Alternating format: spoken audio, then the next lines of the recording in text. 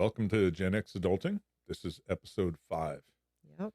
And today we are talking about stages of life, and not in some heavy psychological terms, but just how the first part of your life is mostly mapped out and scripted for us as young kids, right? And the second Yeah. half of our lives and even beyond are kind of more of an open book, an Yeah. unscripted experience. And I mean, so in the beginning of your life, you go to elementary school, you go to middle school or junior high, high school, and then some people from there go on to get a job, and then some people go on to college. And then the next step, marriage, kids, raise those kids, and then you're at the second part of your life. This is the traditional way that life has been set up by our society for at least for Americans, I can say that. yeah, And so for us as Gen X, and probably a lot of Gen Xers can relate to this, we're both 50. Well, I'm 53. You'll be 53 soon. Um, I think that we're now to the point where raising our youngest is still here. We're raising him. Again, I don't know if we've touched on this yet, but we have an openness concept of our family where our hmm kids, the nest is always open. They can always return home. Our daughter lives with us since graduating from college last May while she's working and saving money. Our oldest son had moved in with us after graduating college, moved out, and then did move back in again. And then now he's out. So we have a kind of a swinging door philosophy. hmm Parenting never ends for us. But that said, as far as the true hands-on parenting, we're down to our youngest one who will be starting high school in the fall. And we have more time on our hands, I guess I could say, to kind of sit back. I think you and I both sat back and thought about, okay, how do we want this second half of our life to go? Because it's this not mapped out. This almost feels like the third part, though, because you've got the first part you talked about, the formative years, elementary school, maybe into college. You get married. That's sort of the unscripted part in my mind. Mm, It's not like you grow up. You grow up thinking, okay, I'll get married, have kids. You don't really know what the hell that means, right. what it entails. There's plenty of books on it, but none of it's, it all just happens and it becomes kind of a blur. Now, as we've gotten to the point we're at now, this is another uncharted territory, I guess, a different phase. I mean, I'd say there's at least 3. See, and it's funny because I view children and raising children as part of that first half outline. Mm-hmm. Give Granted, there's no instruction booklet for raising children, and every child is different, and every way of parenting is different. But that idea of these are the steps you follow through life. Having in general, I know there's a lot of people out there that have chosen to be childless or choosing to be childless, and a lot of people that are choosing to not get married. So I'm using generalities here, and especially for Gen X. Well, it's also You know, more your generality or your truth in a sense. I'm talking, and my generation. I'm speaking for my generation, and I think millennials kind of followed this playbook. Gen Z, they seem to be kind of changing the playbook a little more open minded about some things. Um, but so we had steps we took. We go to school, we graduate. Some of us go to college, graduate, get married, have kids, raise our kids, and then for some people, empty nesters, for us, open nesters. And you have this kind of open, what's the word? This open playbook, or this blank page, I Well, it's guess you could, very unscripted. it's completely unscripted. Yeah. And so I think it's such an interesting time where you really can sit back and either say, okay, I'm just going to chill and relax. And I mean, for a lot of people, most people, you're still working. And for a lot of us, we're taking care of elderly parents. hmm But in general, there is a little bit of that more free time again, or time at least to kind of decide what you want to do, as opposed to just having this obligatory agenda that you have to follow. Yeah. I don't, I'm looking forward to when you just chill. That's a very Yeah. nebulous concept, but I think where you're going is, you have the kids and you grind and you're all over the place. And we've got a half a foot in that with Right. a soon to be high school kid. Yeah. But you do have more time. So it's not like every weekend is consumed. Like it's not like, okay, Saturday, what are we doing? We're going to play baseball or we're going to play soccer or there's a dance recital or whatever. There is okay, whoa, our weekend's actually open. Okay, cool. What do we want to do? Yeah. More so, I think that's kind of where you're going, right? Yeah, and also, yes, and even in the evenings, you're not giving young children baths anymore. You're not chasing them around. There's not that chaos. The Yeah, chaos of raising children is done yeah, in general. I mean, we're going into high school again. That's a whole nother chaos, and college. But that physical, and maybe I'm speaking as the mother because I was a stay-at-home mom. So most of my time, I went to school, I went to college, I got married, I had kids. And most of my time was taking care of those children. So for me, as our last one is becoming way more independent, significantly more independent, yeah, it's allowed me to kind of look around my life and say, okay, wow, what do I want to do with this next half of my life? hmm, Now, I have written a book and I am a writer. I do work part-time writing, but I still am able to kind of not reinvent myself, but almost say, okay, well, what do you want to do now that when you grow up? yeah, What do you that opportunity? yeah, yeah. And instead of being sad that my time of raising children is coming to an end, I'm excited because I get to kind of rediscover who I am and what own thoughts and my own hopes and dreams just from myself as opposed to as a mother or a wife. Yeah, I finally have some space to devote to me. So I yeah. guess yeah, speaking as a woman and a mom, that's where I'm at. It's kind of that, what do I want to be when I grow up? I'm Yeah. still wondering that. I still question, Yeah. what do I want to be when I grow up? And not really sure. Yeah. And what's interesting for the difference, probably in some ways for us, is you're the primary caregiver and always have been. Mhm. And, I'm obviously here and along for the ride, but I've had hobbies over the years Yeah. where you might, when it's time to maybe where you might have a hobby, it's like, okay, I need to refuel. And where I've had hobbies.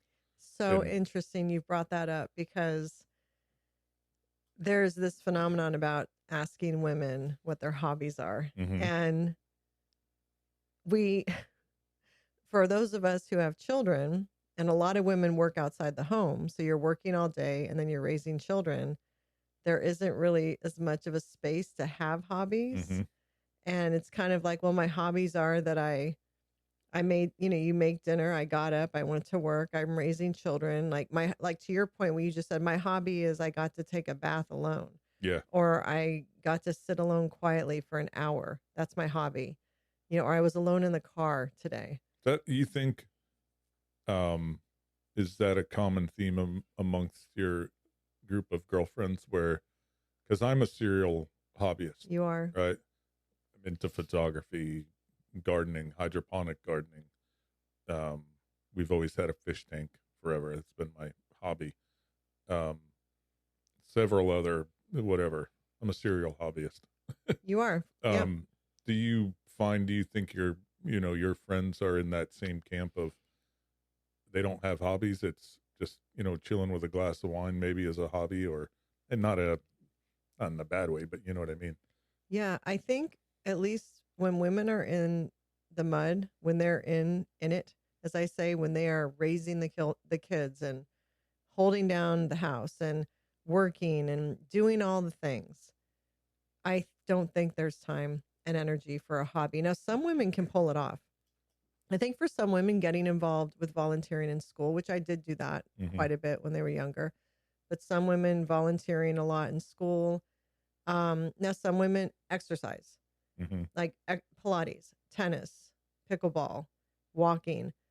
That would be considered something that they do.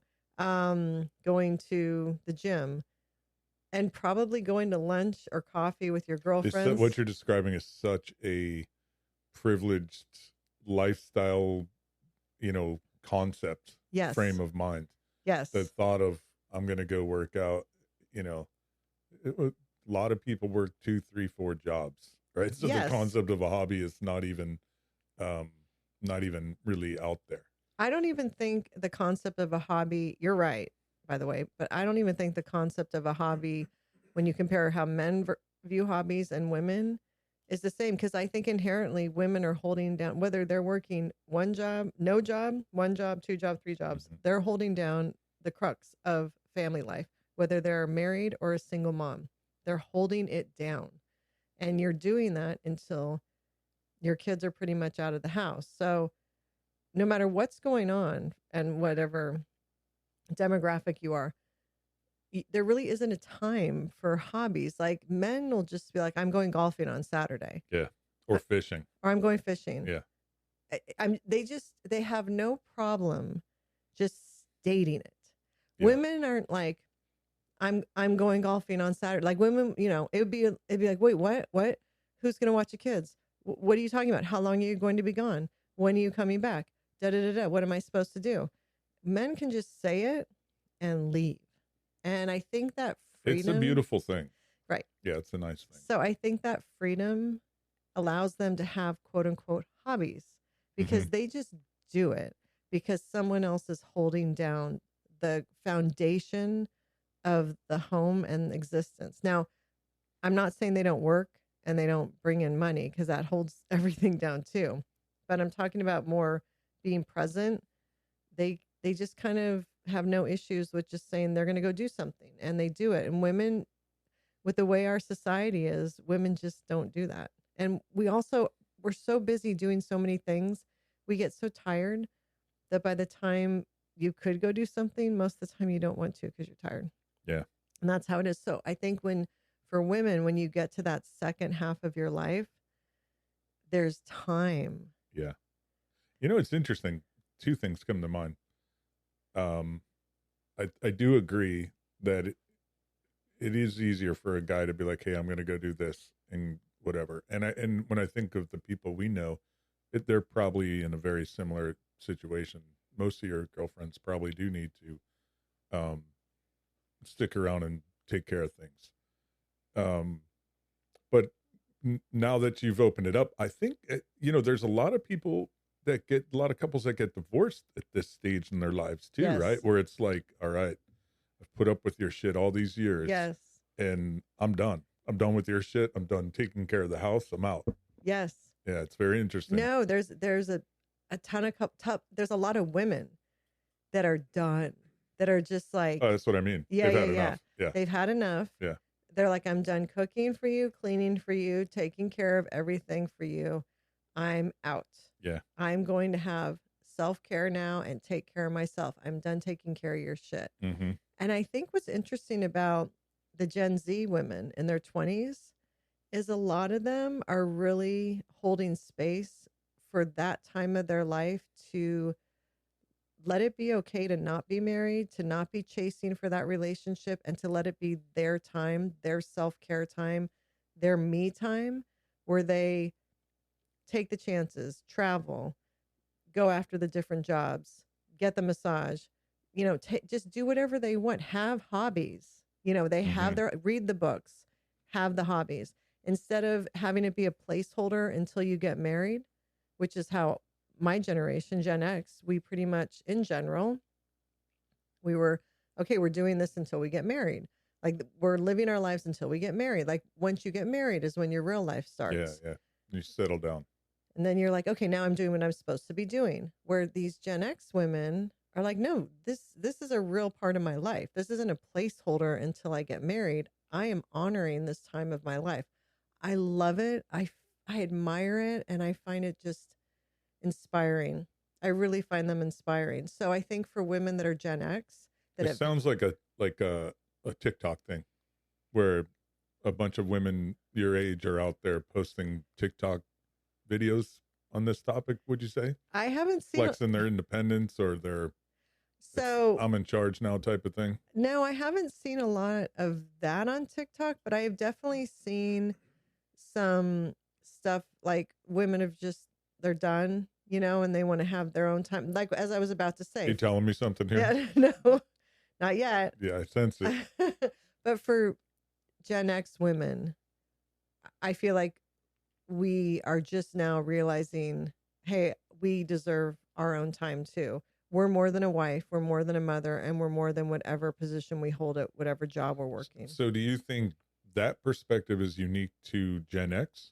But you think the boomers were like that, where they had that epiphany that, okay, the kids are out, it's time to, I'm in an open nest. They defined the concept of open nest, right? The boomers got out. No, they were empty nest. They're like, get out, don't come back. Openness. I'm sorry, Yeah, that's what I yeah. mean. They defined the concept of empty nest. Right. And the You're silent out, generation, yeah. you're done. Yeah. That's now morphed into, we're entering that phase Yeah. as a generation, Gen X. Right. So it's almost that those two generations, I wonder if the next one will be more like that or not. Millennials? Yeah, it feels like what you're saying. Maybe not. I don't know. I don't think boomers. I think They're boomers still too young to be in that phase too, but millennials for sure. Yeah. I think boomers just kind of were like, yeah, our kids are get out. Now we're gonna go do what we want to do. We're done. Like they did that traditional retired life, Yeah. typically together if they're still married. I'm not saying there isn't boomer women out there that are living the life and going on girls trips and stuff. Mhm. I've seen it. There is. Yeah, there has to be. For sure. Yeah. And they're loving it. They're loving not being with their being married anymore. Mm-hmm. And I think Gen X is following suit in that a lot of women are like, you know what? I did my time and I'm going to honor myself now. I took care of everybody. And, but that. Do you think it's the women? So are the women driving this more so than the men, or I'm oblivious in some ways to the concept here? I think maybe. Yeah. It could be. It could be because even women, I'm married, right? I think it has to do with if the women are divorcing, that's obviously they stayed married for the children, right? Mm-hmm. You and I have the unique experience of we were good friends for 3 years before we got married. Mm-hmm. That friendship is what has been the foundation of our marriage. We've been married 30 years this year. That friendship is what has gotten us through the good and the bad. Mm-hmm. And obviously we love each other very much, but it can't survive on just that love alone. There has to be that friendship. Mm-hmm. So, and we've always done, we've gone to see live music together. We've done things together. We hike together. Mm-hmm. So I think you have to maintain some sort of friendship through your marriage, or else once the kids are gone, you're going to look at each other and not even know who the hell you're going to be like, who are you? Mm-hmm. And I'm tired of being with you. There's nothing there. Mm-hmm. So I think these women drop the weight and we're like the extra baggage and we're like, I'm done cooking for you, taking care. Because I think there's definitely a significant amount of men that don't appreciate the women that are in their lives, Come on. I do. So these women are like, you know what? I'm going to go do the things I always wanted to do. And I guess for me personally, I'm married. I'm happily married. And I still have my youngest here, but he'll be gone soon. But I have time to kind of look around and say, okay, I can actually, what do I want? Like, what do I like? And when you've raised children for so long and held down a home and worked and done all those things, sometimes you forget what you like and what you like to do. It's hard. It's not that you vicariously live through your kids, but you give over so much to raising them that you kind of lose part of yourself. So it's almost like getting to know yourself again and what you like and what you want to do and taking chances. I think it's so important to keep taking chances. So with all this being said, what's your big move? Do you have one? Well, in mind? I think you're listening to it right now. Yeah, true. Podcasting. This podcast, is one thing. This podcast is a leap, and it's exciting and it's different. It's something we can do together in this next half of our life. Mm-hmm. And so I'm really enjoying it. I think you are as well. Mm-hmm. I've significantly changed my lifestyle in the last 2 years, my health lifestyle. I think that's something to do a podcast on, are the things that we've done over the last 2 years to significantly change our lifestyle, because we plan on being around, God willing, for our grandchildren and truly growing old together. So I've changed my lifestyle. And then I want to start vlogging, and getting into that. and I know it sounds kind of cliche because like everyone's doing this stuff, right? But for at least speaking for myself, I've never done these things before. Mm-hmm. This is, as a Gen Xer, this is new technology to me. I'm not a technical person at all, Mm-hmm. the exact opposite of you. So even like learning technical things, like that's brand new to my Yeah. mind. So that's something Yeah. It's for me. interesting because I've always been technical. I'm actually, I go to more the analog side of things, Yeah, meaning developing film as opposed to being in Photoshop messing around when I'm doing photography. right, Developing black and white film. It's kind of fun. right. Um, Hydroponic gardening, or even just gardening and landscaping, getting your hands dirty type of Yeah. thing. Yeah, well, because your job is technical. So to balance out, Yeah. your mind is also never not going. Yeah. So you need a bunch of hobbies to satisfy. Yeah. You're a highly curious person. Yeah. So you need that. You personally need that. Those are Yeah. your outlets. Yeah. Whereas I'm the opposite. Like I want to just relax and do nothing because because for 30 years I've been going, going, going, going. Yeah. And then when I could get a chance to not do anything, I didn't want to do anything. And now I guess I feel like I actually have the energy to start to do some things. Yeah. But yeah, for you, like okay, so you have all these hobbies. Not now that we're not involved as much with the kids. Now Mm-hmm. lacrosse season's about to start, so that's going to change. Yeah. Our But world's about to yeah, get spun upside down. but then it'll slow down again. What are some things that you're finding or planning on doing more of, or is there anything that you've made some more space for in this second part of our I would life? say this. I'm enjoying this. This is fun. Yeah. You know. Hopefully there's an entertainment or at least an intrigue value Mm-hmm. in it. I like the idea of the vlogging as well because it's interesting to kind of capture the things you've done. And I've never kept a journal, so I don't have a recorded history of my life. I have taken a ton of pictures, and so I look at pictures over time, and that tells my story. Um, excuse me. I think I'm kind of down for some getting into more live music. Mm-hmm. Um, we actually just bought tickets to see Billy Strings in Pennsylvania. Yeah. So, I mean, that's going to be kind of fun. Yeah. I would expect it to be, right? Yeah. So, um, that and I, as a serial hobbyist, right? I go in and out, right? I Mm-hmm. get into photography pretty big, and then I'll shift to into gardening, and so those two things. And we own a 1976 Volkswagen bus, Yep. and I think that's on your list of Yeah. wanting to start working on that again. Because if you own a Volkswagen bus, you're never not working on it. But you've taken a significant break from that. Yeah, I have. It's been a couple of years. It's been quite a while. Yeah. Yeah. So, and that'd be fun to drive that around again. Yeah, totally. No, I think it's an important part of, okay, so speaking, we've been married for 30 years and we did all these things in the timeline it was supposed to be done, I guess. Now we're in the second part of our life and it's like, okay, so we get to kind of figure out how our relationship continues in the second part of our life.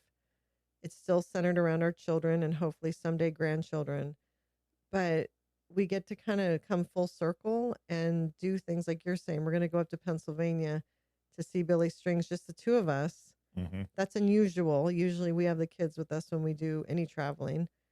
So we're coming full circle to do things together again. And I Mm-hmm. think that's important as you get to that phase where your kids are leaving, that you kind of get that relationship of just the two of you, maintain that again and do new and exciting things. Mm-hmm.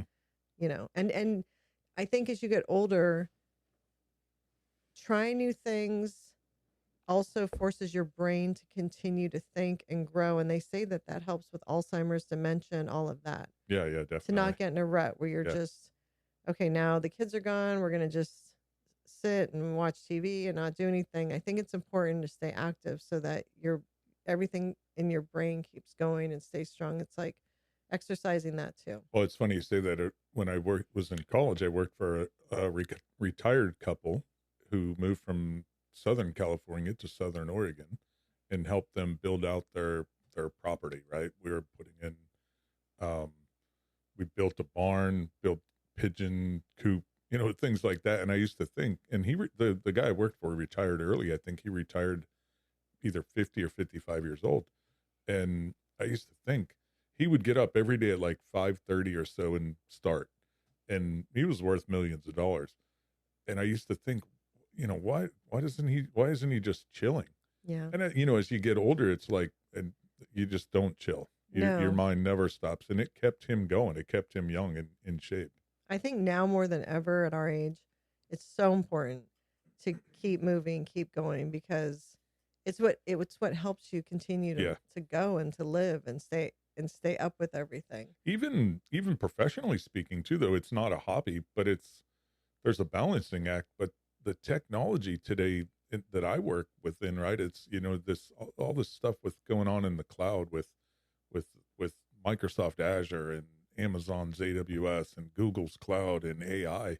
It's all really interesting stuff. Yeah. And so that too is very thought provoking. And I guess my hobby in some ways there is I own at least 10 different Raspberry Pis. Yeah. Yes. So I've had a lot of fun with those, but it's bringing what's going on in the world at a larger technological level and playing with it at home.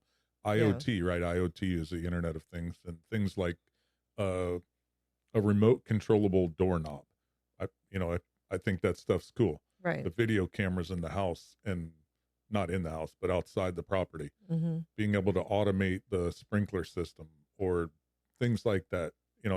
I think that's kind of fun stuff. Yeah. No. So I think for you professionally, and thankfully with technology always changing, it has continued to challenge you. Yeah. So it's interesting because you can completely reinvent yourself at our age. I would say you have to.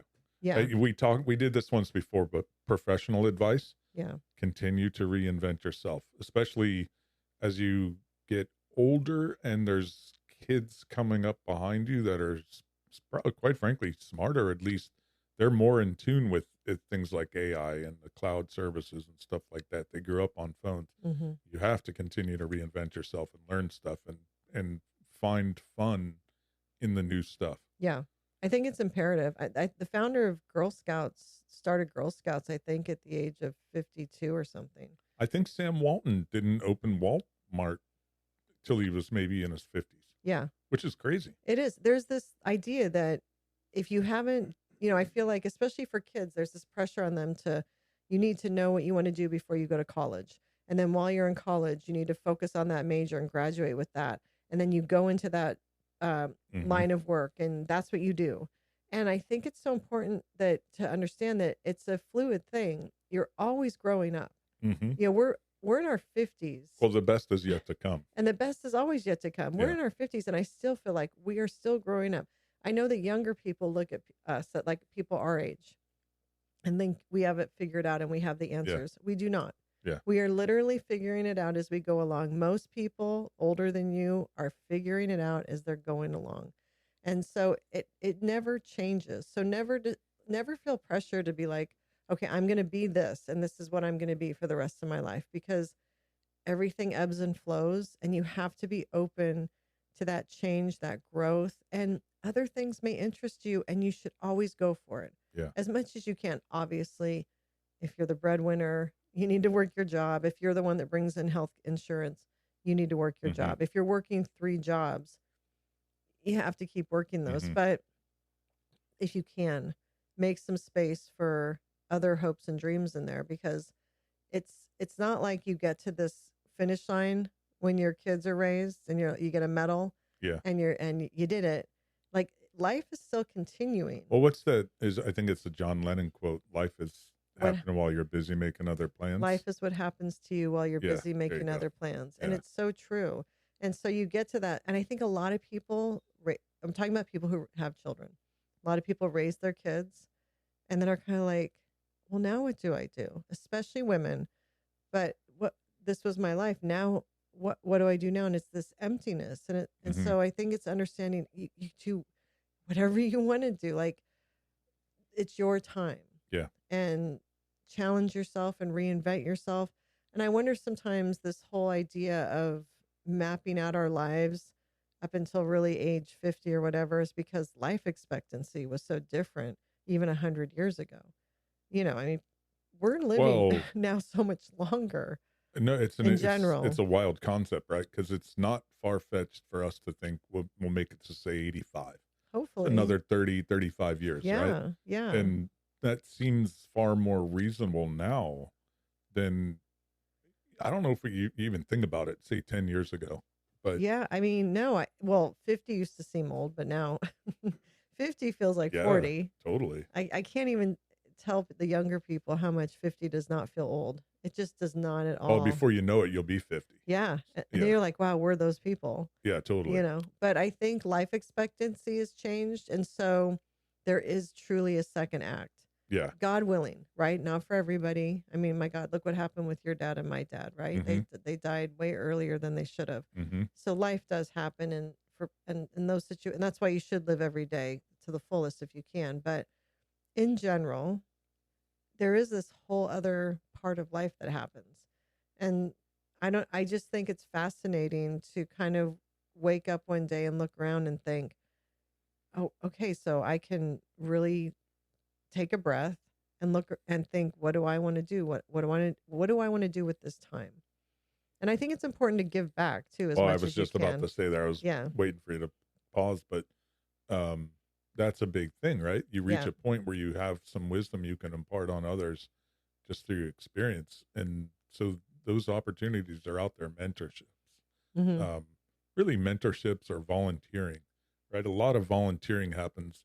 You see a lot of older folks um, in various charities Yes. organizing things Yes. that are good. Yeah. Um, And that is a huge it thing. is when you give back. And I do find interestingly with friendships, the older I've gotten, the more the more quality friendships matter to me versus quantity. Yeah, yeah, no And the doubt. less time and patience I have for inauthenticity in a friendship is I have so much time set aside for these friendships.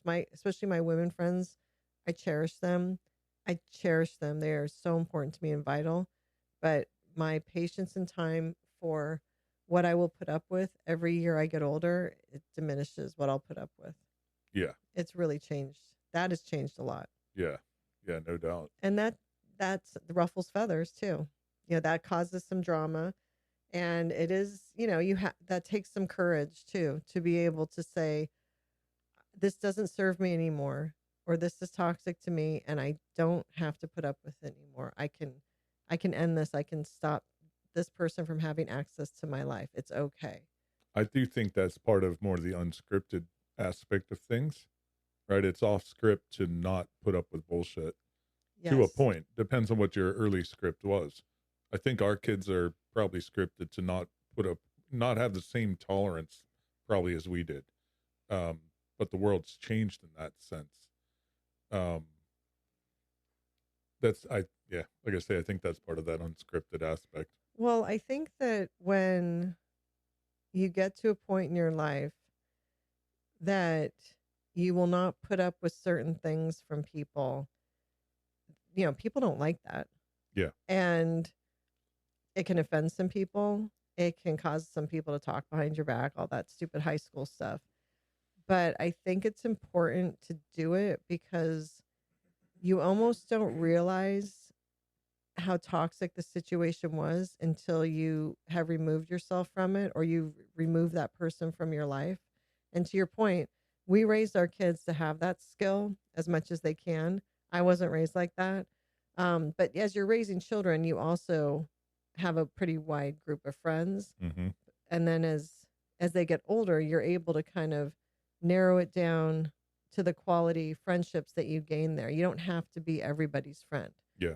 And some people are offended by that or find it rude, but it's healthy. At least I can speak for myself. It's healthier to it's okay to say no. It's Mm-hmm. okay to say this doesn't serve me in my life. It was there for a season. But now it's okay to let it go. Letting people go is so healthy and so okay. I think I think it's Alex Hergozi. Um, guy, I haven't watched his podcast in a little while, but he's talked about that, how he's had friends over the years, and he's more about probably business, right? And he's one of those guys who's more about how to succeed, how to make money. Very interesting. Check him out. Um, Maybe we'll put a link in or something on the bottom of like the podcast or on YouTube or something.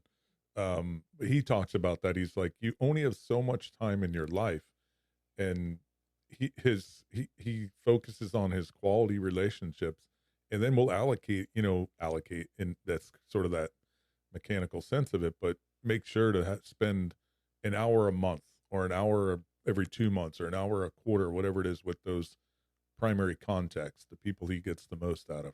The rest, they're done. They're Mm-hmm. gone. Yeah. And it's not a callous thing. It's just a matter of, look, there's only so much time in our lives that you want to derive value out of the relationships you have. Yes. And I think that as the more time you put towards your quote unquote hobbies or the space you've set aside for yourself, Mm-hmm. that in addition to the time you give to your family, to your work, it's right. You're right. Only 24 hours Yeah. in a day. There's only so much time. And I feel like through the last 30 years raising kids, I've made lots of acquaintances, friends, been running around crazy because the kids do all these different things. But it gets to the point where you're like, okay, there has to be some balance here. And it's healthy to say, this is who I'm going to give my quality time to. Yeah. And just because I'm not maybe your friend anymore, maybe we're just acquaintances, or we don't even talk anymore, doesn't mean I wish you ill will. It Mm-hmm. just means we were in each other's lives for that time, but it's okay to move on. It's Mm-hmm. okay to move on. It's okay to let people go, especially if those people are toxic or abusive. You Mm-hmm. have to let them go. You have to let them go if you're going to grow at all. You have to make space for what is for you. And if you don't cut out what isn't for you, what is for you will never come. You have to create that space. But I don't even think it's as callous as how that could sound, right? It just happens. There's only 24 hours in a day, and it's filled mostly with commitments that are non-negotiable. You need to sleep, so there goes, let's say, 6 to 8 hours, Hopefully. if you're lucky. Yeah. You might, if you're working, that's at least 8 to 10 hours. So there goes most of your day. Mm-hmm. If you have kids, there's some stuff going on there, whether it's homework or activities or whatever. So there's not you got to eat, Yeah. so before you know it, your day is pretty well consumed. Yeah. But you know what's interesting is women will always make time to meet up with other women or talk with other women. We'll find time for that. Mm-hmm. So yes, all those things Yeah, you but said. still, that time you spend with other women is a Yes. finite resource. It is. So you have to choose carefully. Yes. Yeah. Yeah, speaking as a woman, so vital, especially at this point in my life. Like I said, I'm only spending time with women who are kind of in the Kind of same, fill your cup. fill my in a cup. sense. Yes, exactly. Because you also, I think, once you reach our age, you kind of face your mortality more Mhm. and time, 100%. how much time you have left, Yeah. which is probably redundant, is really staring you in the face. And Yeah. so you don't really want to give up any more precious time to anyone undeserving. of Totally it, agree. You know? Hell yeah. Like, I've never thought of my mortality until maybe even just recently, to be Yeah. honest with you. It's Yeah. weird. It's like something goes on, there's a light, and it's like, well, shit, I don't Yeah. really have that much time. Yeah. So I don't want to sleep, really, right? I don't want to sleep in till, past 8. Right. And that's like sleeping in. Right. I don't want to necessarily go to bed. And it's not this fear, right? It's just it's not a FOMO. It's just a weird thing. It's like, okay, I'm in this second, third phase of my life. It's not as, what do I want to do? I want to maximize this. Yeah. You want to use every minute of it. Yeah. Of quality time. So you know that there's only so much time left. So you want to honor it. You want to Yeah. honor all the time you have left. Yeah. And I've never felt that way before Me until, neither. like you said, Yeah. it was right after I turned 50. And that's when we made the big Yeah. lifestyle changes. You But, know, but at least I did. But when I turned yeah. 50 is when I made the decision to, it was a big health decision for us. We made a lot of health decisions because Yeah. we realized you can't keep doing some of the things you're doing when you're in your 30s and 20s, 30s and 40s and Yeah. expect to live to 85, 90, 95. Yeah. It's just not going to happen. Yeah. And it was really looking at ourselves in the mirror and saying, okay, do you want to be an active grandparent? Do you want to be together at 85? So Well, it's not only that, but like, I don't want to be confined to a wheelchair. yeah, I don't want to be uh, confined to taking meds every day that regulate my body. I want to be able to move around, want to be able to do stuff. you want to Right? be active You want to be active. Yeah, and you need to healthy. be. Honestly, health is the only thing you have. It At the is. end of the day, it's your health, and Yes. so you know, And as you're young, you can do more wear and tear on your body and yeah, still bounce back. But I'm sure people in their 40s are getting a clue as to what we're talking about. yeah, Especially women, they start hitting perimenopause in their 40s, and that's a whole ravaging thing. So it's a lot that starts happening. But I just think for the second half, I mean, it's just that is the theme. It's It's funny. honoring the time, One of the honoring the time. one of my younger coworkers went to the doctor because his foot hurt, and I'm like, well, I started asking questions. Well, what are the symptoms? Well, it just hurts in the morning or something. I was like, dude, welcome to getting old, man. Yes. That's what I call Monday. Yes. And it's Yeah. not just the foot, it's the elbow or the back or whatever. Just Oh, start yeah. moving around. It'll cure I itself. think that's the main thing is to stay active, stay moving, use your mind, use your brain, Hmm. and take risks, take challenges. Um, don't be scared. Don't be fearful because this is it. Yeah. Well, this You is know? even this alone, right? We're doing this podcast. People know us. You put yourself out there. We'll Yeah. touch on some topics that'll open us up for some hate. Yeah. Some people may agree, others will not agree. Yeah. Some people will be nice. Some people will be completely horrendous. Yeah. And you just open yourself up. But it's in that sense, it's kind of fun. It's new. It's different. I've always been camera shy. I Yeah. don't like to be in the spotlight. I'm just not about that. You're not This is- about that at all. You don't even like to leave the house, really. Not that bad, but Yeah, well, you need a 2-week notice before we go to dinner or something. But I just saw a quote from Jerry Seinfeld. He said, no matter, I'm not quoting literally, or verbatim, but he said, what you're doing, just focus on that and work your hardest on that. Don't worry about what anyone else is doing, what anyone's saying, mhm, anyone else's opinions. He's like, just pick your thing and work on that thing. And that's all that matters. And you'll be fine. And just mhm, the rest of it, just doesn't matter. He's like, none of that matters. Has nothing to do with anything. You mhm. just work on what you want to do. And it's true. You can't worry about that's another thing. I don't care and I guess this is part of also the second half of my life. I don't care what anyone thinks about me. I haven't though for a long time. And I think that's a Gen X thing. But even Gen Xers at times have cared what people think about them. But that part of me that's Gen X is like raging now. Like I really don't care what anyone I'm a kind, courteous person. Mhm. I'm a nice person, thoughtful, all that. So I'm not out there being a jerk, but I don't care about people's judgments. I really don't. Mm-hmm. Yeah, it's an interesting thing because when you come across people who do, there's friction, Yeah. absolute friction in that situation. Yeah. Like what's an example of that? Oh man. Like hypothetically. Doesn't have to be a real one. Yeah, that's the thing. I don't want to offend anybody. Don't out anyone. Yeah, that's it's just a tough one. I can't even think of one because it would be more personal. I'm just thinking more like in our small world around what people's interests are versus our Yeah. interests, the weight they put into those interests, the pressure they put on their kids, and what they think is important. At the Mm, end of the day, it's not. You right. know, everything that your kids are going through now when they're 12, 13, 14, they're formative. It definitely has an impact, but I can guarantee you it's not the it's not the most important thing in the world. Might Right. feel like it, and you know, but it's just not. And it's important to honor it for those kids because to them it feels like everything, whatever they're But I going mean, through. I guess that's probably, maybe that's a good example, would be just that we're not living vicariously through our kids. We're Hmm. living with them, and then we take an interest in what they're doing. We enjoy the music they like. We go to music with them, and and they're a reflection of us, but we're not living through them. So sports would be one thing, right? It's not like, if, we're not looking for our kids to become professional athletes, Hmm. and never have. Hmm. So there's the difference, because there are parents like that, right? And so, Yeah. And or singing or whatever it might be. right.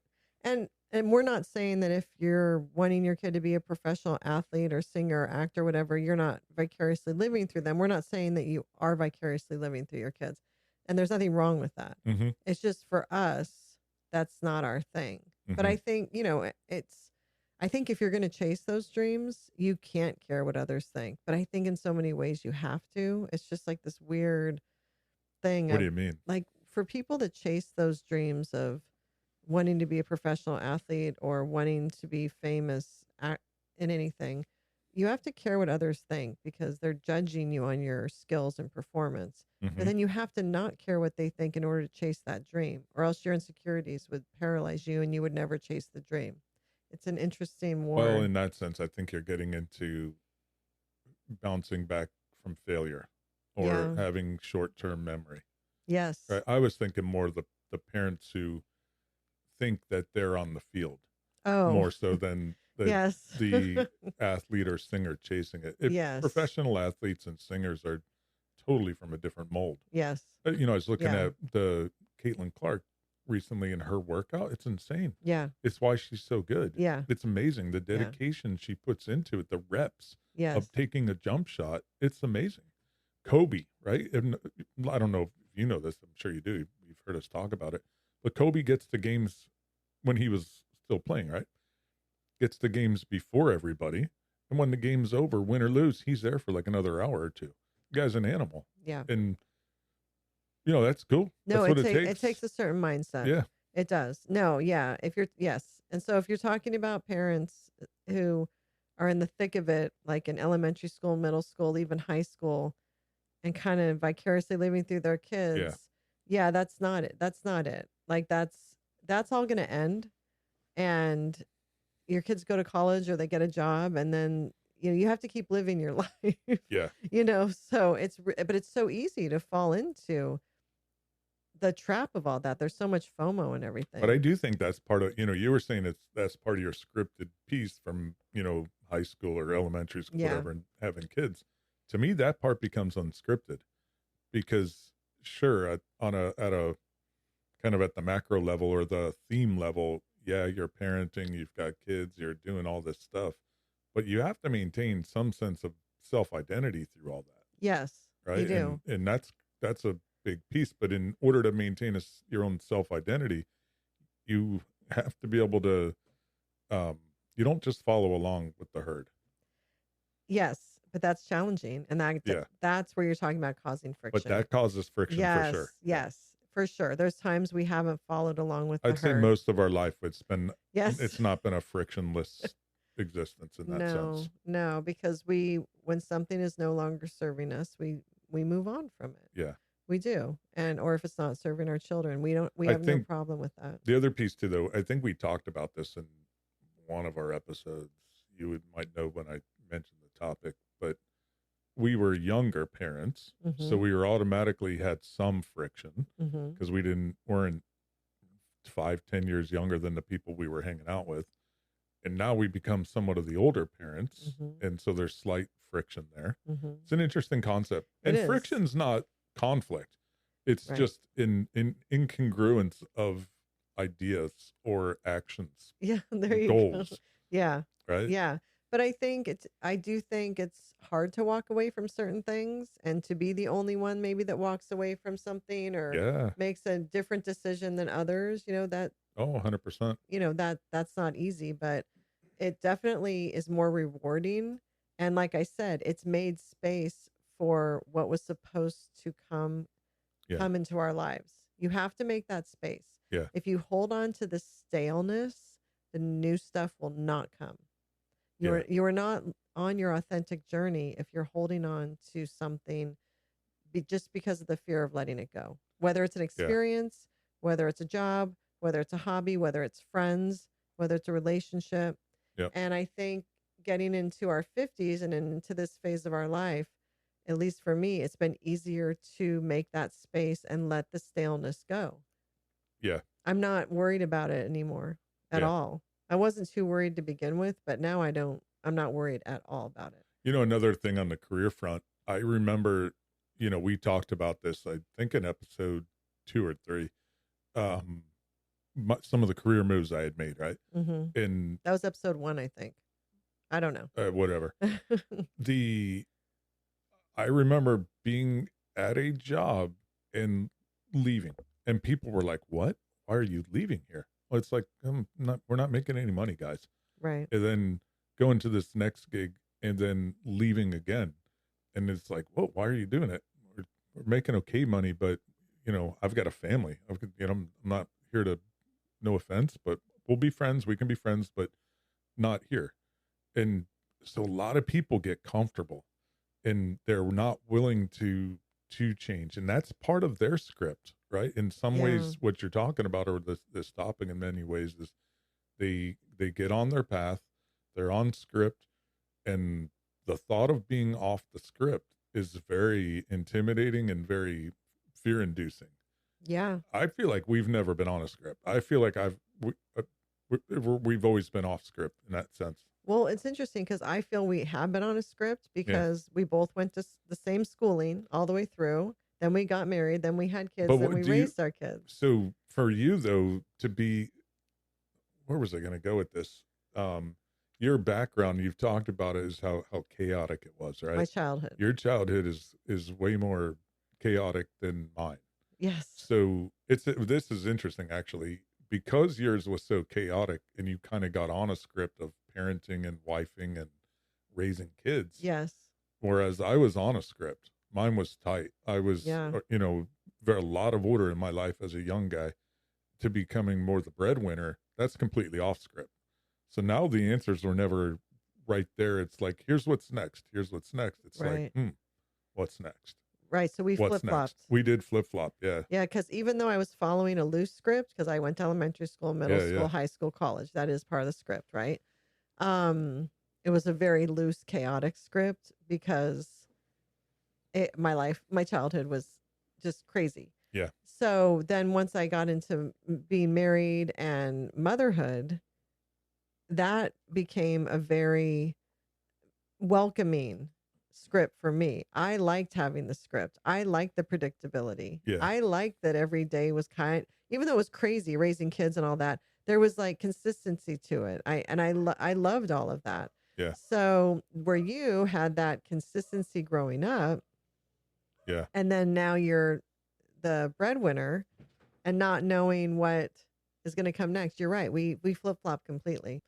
Another thing, you were talking about change and how people in their scripts are fearful of change. They like their script to be a certain way, and they don't deviate off the script at all. They kind of follow that script. And then when they get to that quote unquote end of the marathon, when their kids are raised and they're kind of looking at each other, that may be why a lot of marriages do end at that point, because the road ended for them because they were following a script so tightly, and now there's no script and they have no tools on how to move forward.